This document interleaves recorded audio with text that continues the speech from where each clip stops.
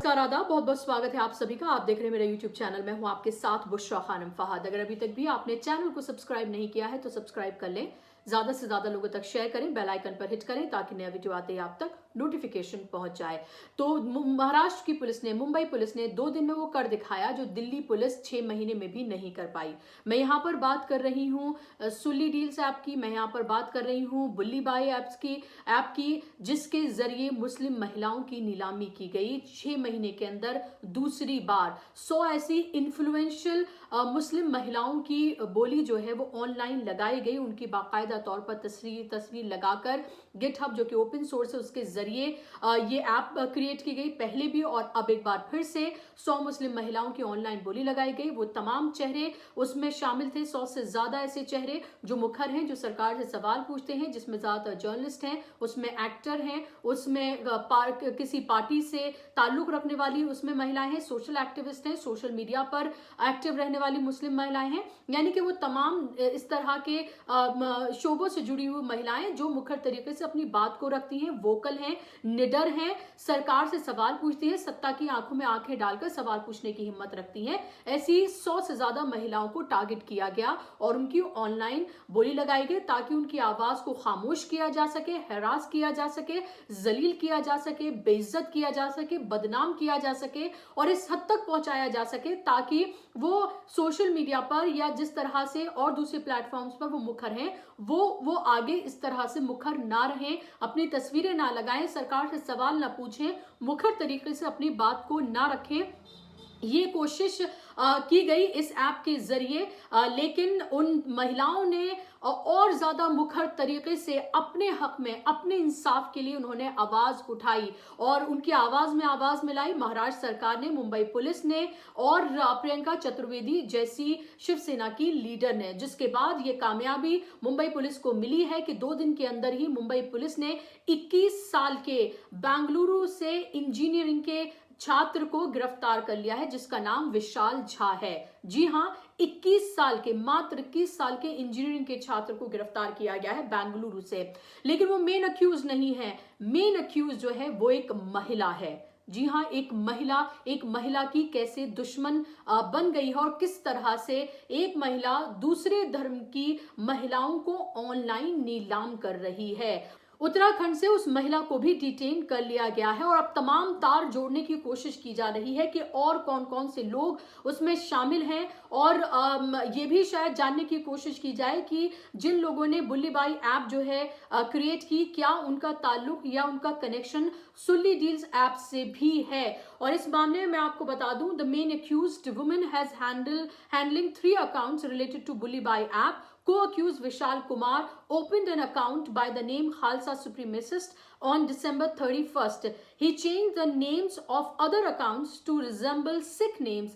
Fake Khalsa account holders were shown. ये Mumbai police ने कहा है, यानी कि उन्होंने आप ये देखें कि किस तरह से एक ऐसे अकाउंट्स बनाए जिनके नाम जो हैं वो खालसा सुप्रीमेसिस्ट जो हैं उनकी तरह से दिखें, उनके नाम जो हैं वो सिख समुदाय से जुड़े हुए जो हैं वो दिखें, ताकि न सिर्फ मुस्लिम महिलाओं को उससे टारगेट किया जाए बल्कि बदनाम किया जाए, बल्कि उसके जरिए सिख समुदाय और मुस्लिम समुदाय के बीच में जो है वो नफरत, द्वेष और खाई पैदा करने की भी एक साजिश जो है वो इसके तहत रची गई। हालांकि वो साजिश पूरी तरीके से नाकाम हो गई। जैसे ही इस तरह का नाम सामने आया तभी वहां जिन लोगों के नाम सामने आए या जो लोग मुखर तरीके से इन बातों को उठा रहे थे सोशल मीडिया प्लेटफॉर्म्स पर, उन्होंने तभी ये एक आशंका जताई थी कि शायद हो सकता है कि इसके जरिए सिख समुदाय और मुस्लिम समुदाय के बीच में भी एक नफरत, एक खाई, एक द्वेष जो है वो पैदा करने की कोशिश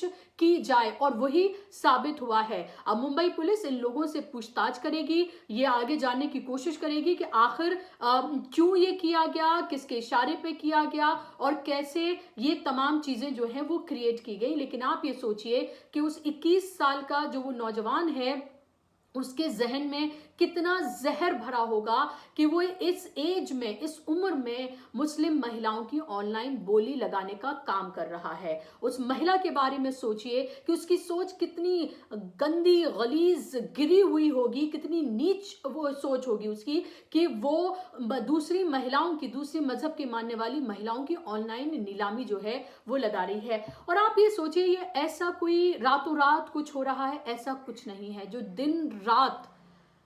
दिन रात नफरत परोसी जा रही है मुस्लिम समाज के लिए, मुस्लिम महिलाओं के लिए, उन महिलाओं के लिए जो मुखर तरीके से आवाज उठाती हैं, जो सत्ता से सवाल पूछने की हिम्मत रखती हैं, उनको किस तरीके से बीजेपी आईटी सेल के जरिए, बीजेपी के इनफैक्ट लीडर्स के जरिए भी उनको कैसे ट्रोल किया जाता है, फेक खबरें फैलाकर उनको बदनाम करने की कोशिश की जाती है, तरह तरह से उन्हें टारगेट किया जाता है, उन्हें जिहादन, उन्हें मुल्ली कहा जाता है, उन्हें रेप की थ्रेड जो है सोशल मीडिया प्लेटफॉर्म्स पर दी जाती हैं। सिर्फ किस वजह से? सिर्फ इस वजह से कि वो सत्ता से सवाल पूछती हैं, वो निडर हैं, वो बेखौफ हैं, वो खुले तौर पर वो तमाम चीजें वो करती हैं जो लोकतंत्र उनको इजाजत देता है और जो उनका हक है, जो उनका अधिकार है।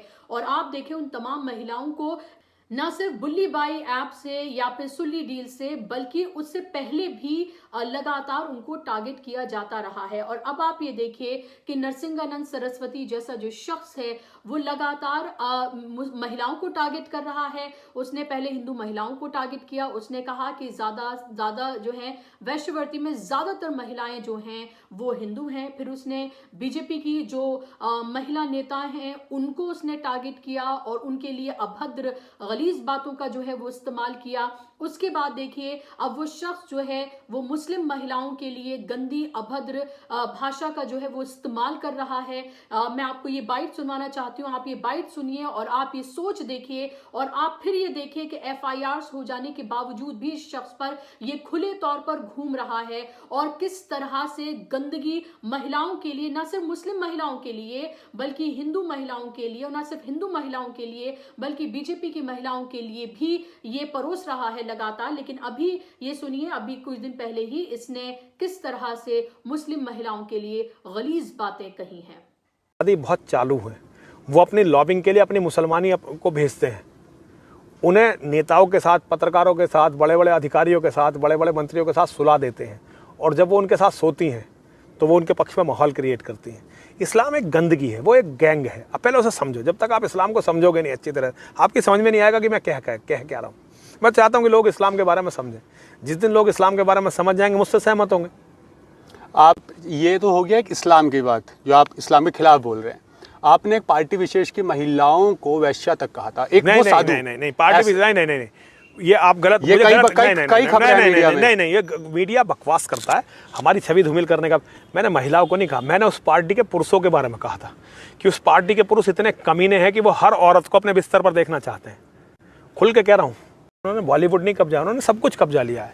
उन्होंने भारतीय जनता पार्टी जैसी राजनीतिक पार्टी कब्जा ली, उन्होंने RSS जैसा हिंदू संगठन कब्जा लिया। उनकी औरतें जो इस्लाम की सेवा के लिए किसी के भी नीचे बिछ जाती हैं, वो उनकी बहुत बड़ी ताकत है। और CD हिंदू की सबसे बड़ी कमजोरी है। इसलिए तो मैं कहता हूँ सब युवा सन्यासी हो, जैसे हमारे बलराम मुनि जी हैं, मैं ओपनली इनसे निवेदन करना चाहता हूँ, शादी करें। आम हिंदू अगर एक शादी करता है तो धर्माचार्यों को 2 शादी कम से कम करनी चाहिए और ज़्यादा से ज़्यादा बच्चे पैदा करने चाहिए, ताकि विशुद्ध DNA जो है वो बढ़े, जो शुद्ध DNA है, जो धर्म के लिए समर्पित DNA है, वो बढ़े और हमारी संतति बढ़े, हमारे यहाँ समझने वाले लोग बढ़े। देखिए मैं फिर कहना चाहता हूँ, तो आपने सुना इस नरसिंहानंद सरस्वती को, और आज मैं आपको बता दूं कि नरसिंहानंद सरस्वती जो है वो हरिद्वार में मौजूद है। बड़ी तादाद में उस सभा में महिलाएं जो हैं वो मौजूद हैं।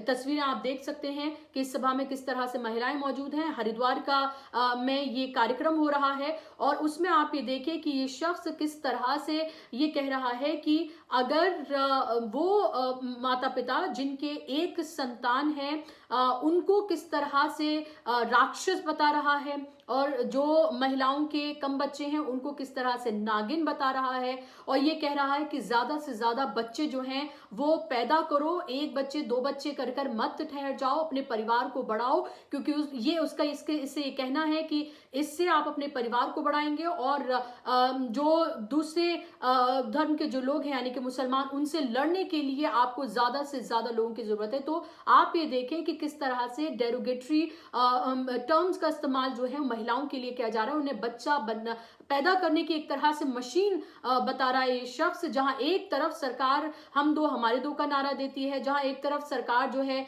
ये कानून लेकर आ रही है कि सिर्फ 2 ही बच्चे होंगे, तो दूसरी तरफ ये शख्स किस तरह से, जिसको पूरे तरीके से लगता है सत्ता का संरक्षण प्राप्त है, कैसे खुले तौर पर महिलाओं के लिए इस तरह की बातें कर रहा है, और वहां पर बैठी महिलाएं जो है वो तालियां भी बजा रही हैं। सुनिए आप इसको। जिन माँ बाप ने एक बेटा पैदा किया है वो माँ बाप तो राक्षस हैं, सांप हैं। वो माँ नागन से कम मत मानो जो केवल एक बेटा पैदा करते, मान लो किसी का नहीं हुआ तो अलग बात है, लेकिन किसी ने अपनी मर्जी से केवल एक बेटा पैदा किया, ऐसी माँ को औरत मत मानना, उसे मानना कि वो नागिन है जो अपने बच्चों की मौत का कारण बनेगी। और व्यासपीठ पे बैठ के कह रहा हूं मैं, यहाँ पे कथा में कह रहा हूं, झूठ नहीं बोल रहा। तो भैया अपने परिवार को बचाने के लिए परिवार को मजबूत करो। मेरी जो भी माताएं, जो भी बहनें, जो भी बेटियां बच्चे पैदा कर सकती हो, अभी और बच्चे पैदा करें।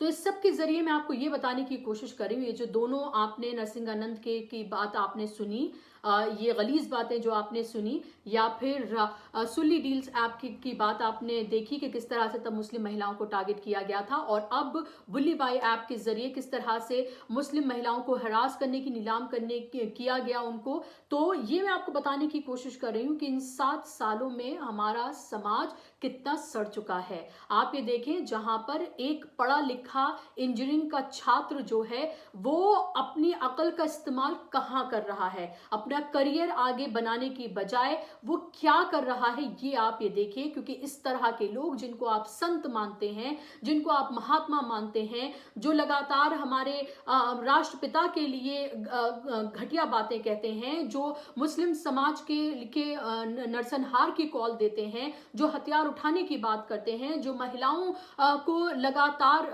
उनके लिए घटिया बातें करते हैं, उनके लिए गलीज बातों का इस्तेमाल करते हैं, ऐसे लोग खुले घूम रहे हैं। उनको लेकर कोई कार्रवाई नहीं की जा रही है। अगर सुल्ली डील्स ऐप को लेकर तब कार्रवाई की गई होती तो बुल्ली बाई करने की किसी की हिम्मत ही नहीं होती। और अगर इन जैसे लोगों को, जिनमें से बहुत सारे लोग इनको संत महात्मा मानते हैं, अगर इन लोगों को सलाखों के पीछे भेजा गया होता, सख्त कार्रवाई की गई होती, सख्त धाराओं के तहत इनको गिरफ्तार किया गया होता, तो आज ये नौबत ना आती कि एक के बाद एक ये लोग लगातार इस तरह के बयान दे रहे हैं और खुले तौर पर ये भी कह रहे हैं कि हाँ, उनके ऊपर गुंडा एक्ट इसलिए नहीं लगा क्योंकि उनको सत्ता का संरक्षण जो है वो प्राप्त है। और ये भी इसलिए लगता है कि आप ये देखिए, अगर महाराष्ट्र में अगर मुंबई पुलिस 2 दिन के अंदर उस शख्स को गिरफ्तार करके ला सकती है, दूसरी महिला को डिटेन कर सकती है, तो आप ये देखें कि क्या इन लोगों को गिरफ्तार नहीं किया जा सकता। इससे ये साफ जाहिर है कि जिन जगहों पर, जिन राज्यों में जाकर ये लोग तमाम चीजें कर रहे हैं,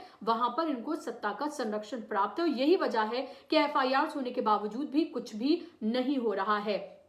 अब देखना यह होगा कि जिस शख्स को, लड़के को गिरफ्तार किया गया है, 21 साल के इंजीनियर को बेंगलुरु से, और उस महिला को जो गिरफ्तार किया गया है, उसके बाद क्या और कौन से नाम जो हैं वो सामने आते हैं, क्या कोई बड़े चेहरे भी इसमें सामने आते हैं जो इनके पीछे हैं, ये भी देखना बेहद अहम होगा।